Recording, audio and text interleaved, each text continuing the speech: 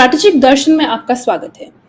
तालिबान का काबुल पर कब्जा होने के बाद और अफगानिस्तान के प्रेसिडेंट अशरफ घानी का अफगानिस्तान की जनता को छोड़कर भाग जाने के बाद वहां के वाइस प्रेसिडेंट अमरुल्लाह सालेह ने पंजशीर से अपने को अफगानिस्तान का केयरटेकर प्रेसिडेंट घोषित कर दिया है, जिसका प्रावधान अफगानिस्तान के कॉन्स्टिट्यूशन में है। तजिकिस्तान की एम्बेसी से पिक्चर्स आए हैं जहां अशरफ घानी की फोटो को निकालकर अमरुल्लाह सालेह के फोटो को लगाया है। अमरुल्लाह सालेह ने आह्वान किया है कि हम हारे नहीं हैं और पूरे विश्व के लोगों से मदद की पुकार की है। सर, इसको मद्देनजर रखते हुए आपके अनुसार क्या सिचुएशंस पैदा हो रहे हैं? क्या अफगानिस्तान में कोई आशा की किरण है? देखिए मैम, जो आपने सवाल किया है एक बड़ा अहम सवाल है जियो स्ट्रेटेजिक लेवल पे, जो कि एक सिचुएशन डेवलप करेगा जो एंटी तालिबान अलायंसेस का एक गठन हो रहा है पंजशीर में, जिसको पंजशीर रेजिस्टेंस के नाम से भी नाव थोड़ा थोड़ा जानने लगे हैं। वो एक ऐसा डेवलपमेंट है जो एक आशा का किरण लेके लाता है कि जो अफगानिस्तान का जो तालिबानाइजेशन था और जिस तरह से बाई कू इधर तालिबान को लाया गया, जिसमें सभी का हाथ है, उसमें अमेरिका भी जो बाइडेन साहब हैं वो पाकिस्तान के छलावे में और दूसरे सबको घेर करके जिस तरह से तालिबान आ गया है एक पॉलिटिकल चेहरा लेकर के, और मुल्ला बरादार आज ही वापस आ गए हैं अफगानिस्तान में 20 साल बाद। तो ये डेवलपमेंट बड़ा इम्पोर्टेंट है। तो ये जैसे आपने अब इसका बयान किया कि अशरफ गनी साहब उनके लेने के बाद जैसे तालिबान ने ले लिया तो अशरफ गनी साहब वहाँ से बैठ कर के भाग गए हैं, वो वहाँ से निकल गए हैं, फरार हो गए हैं, और बहुत बड़ा पैसा ऐसा एलिगेशंस आ रहे हैं। ये ताजिकिस्तान से भी आवाज़ उठी है और रशियन भी इसको बता रहे हैं कि 1.69 मिलियन डॉलर लेकर के भागे हैं और कुछ पैसे नहीं ले जा पाए। वो टैरमैक के ऊपर में पूरा बिखरा पड़ा हुआ था, और ये पैसा शायद उनको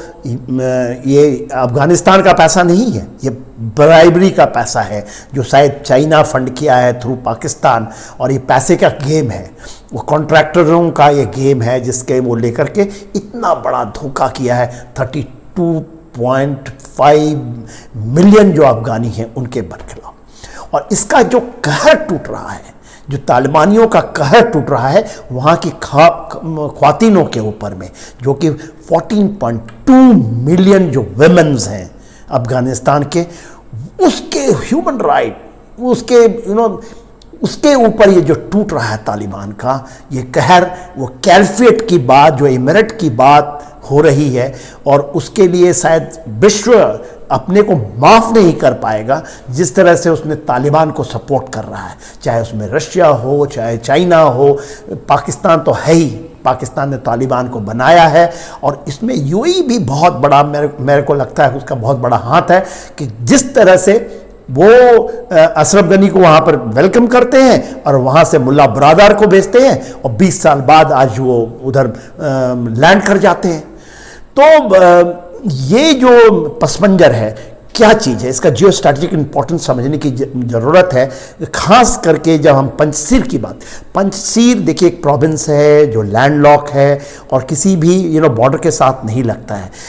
और उसके अंदर में उसकी खासियत ऐसी रही है कि वहाँ पर भी कभी भी तालिबान का वहाँ पर ये नहीं हुआ है, और वहाँ के जो पंजशीर के जो लायन माने जाते हैं अहमद शाह मसूद, वो उन्होंने इंश्योर किया है नदर अलायंस का, और इसका पहले भी यूज़ हुआ है जब भी तालिबान को निकालना हुआ। जब अमेरिका आया था वहाँ पर तो 2000, तो इसी रास्ते, इसी नदर अलायंस के थ्रू आकर के फिर उसने पूरा तालिबान को निकाला था। तो एक, मैं नहीं कहूँगा कि ओनली रे ऑफ होप है, बट मेरे ख्याल से एक बहुत बड़ी ये डेवलपमेंट है, बहुत फास्ट डेवलपमेंट है, खास करके जब अमरुल्लाह सालेह साहब कॉन्स्टिट्यूशन, जो अफगानिस्तान की कॉन्स्टिट्यूशन है उसके अंदर की प्रोविजंस को लेकर के, कि जब एक राष्ट्रपति भाग जाता है तो जो वहाँ का वाइस प्रेसिडेंट है, उपराष्ट्रपति, वो प्रेसिडेंट हो जाता है। और देखिए इसी के तहत खास करके आपने देखा कि ताजिकिस्तान में कि किस तरह से और दूसरे एम्बेसीज जो हैं अफगानिस्तान के, वहाँ पर अशरफ गनी की फ़ोटो को हटा दिया गया और वहाँ पर जो अमरुल्लाह साले की फ़ोटो आ गई है, तो ये एक्सेप्ट हो गया है। तो उन्होंने एक वहाँ पर जो ये थे अहमद शाह मसूद के जो बेटे हैं, अहमद मसूद के साथ मीटिंग है, एक फ़ोटोग्राफ आया है, विजुअल आया है कि वो मीटिंग कर रहे हैं और उनका ये कहना है कि जितने भी वो अलायंस बनाएंगे और जो लाइक माइंडेड लोग हैं, जिसमें कि अफ़गानिस्तान आर्मी के उतने लोग हैं जिनको छलावे से बाय ऑर्डर्स रेजिस्टेंस नहीं करने दिया गया, उनके कमांडोज हैं, वो सारे ग्रेविटेट कर रहे हैं इस जगह में। सबसे इम्पॉर्टेंट चीज़ जो है, जो स्ट्रेटेजिकली देखना पड़ेगा, क्योंकि इनको सपोर्ट करने के लिए बाय एयर नहीं कर सकते, लैंडलॉक होने के बाद ऐसा तो नहीं होगा कि चारों तरफ से जो 2-3 प्रोविंसेस है, बादाखसान का जो है, कुंडूज है या तखार है, जो ये ओपनिंग देता है नॉर्थ की तरफ में। और इस जगह में पहली बार तालिबान ने बड़े चालाकी से यहाँ पर के जो कि ताजिक हैं, कुछ इवन जो वहाँ के जो ट्राइबल मैन हैं, उनको खरीद करके अपने साथ में लाया हुआ है और वो भी आज के दिन तालिबान फाइटर्स के रूप में आ रहे हैं। तो इनको खोलना पड़ेगा और ये पॉसिबिलिटी है, क्योंकि जो मार्शल दोस्तम हैं जो वो भी निकल गए हैं, वो आए थे टर्की से, वहाँ रहे और सीधा अभी शायद वो भी वैकेट हो गए हैं ताजिकिस्तान की तरफ। तो ये जो ताजिक लिंक है, ख़ास करके जो वहाँ की ट्राइब्स हैं, जो वहाँ के मेन है वो ताजिक है, जो पंजसीर की है। और जो अमरुल्लाह साले, उनके बारे में थोड़ा जानना बहुत ज़रूरी है। देखिए, अमरुल्लाह साले 48 ईयर्स के हैं, वो गुरिल्ला कमांडर रहे हैं और उन्होंने अपनी पूरी की पूरा गुरिल्ला फाइट जो है वो अहमद शाह मसूद के अंदर में सीखा है और भारत के बहुत ही करीब, भारत को अपना जिगरी दोस्त मानते हैं और उनका और टोटल अगेंस्ट है वो आईएसआई के, टोटल अगेंस्ट है पाकिस्तान के। और उनको वो धीरे धीरे, और सबसे बड़ी बात जो थी कि उनकी जो सिस्टर थी, उनको 1996 में, जब 94 में तालिबान का गठन हुआ, 2 साल बाद उनको मार दिया गया था।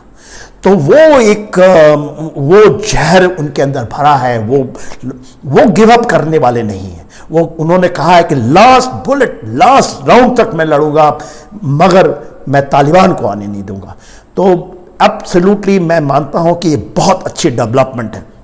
दूसरी बात, जो अमरुल्लाह साले साहब हैं, वो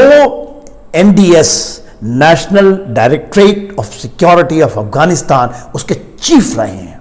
और ISI के साथ काम किया है और दूसरे भी वर्ल्ड की जितनी इंटेलिजेंस एजेंसीज हैं, और बहुत सारे रिपोर्ट, और वो पूरे रिपोर्ट उनके बुक भी निकले हैं, वो पब्लिक डोमेन में है, वो सारा चीज़ हो रहा है। वो उन्होंने कहा था कि अमेरिका के जैसे ही निकलने की होगा, तालिबान उसको टेक ओवर करेगा और सब चीज़ घटित हो रहा है।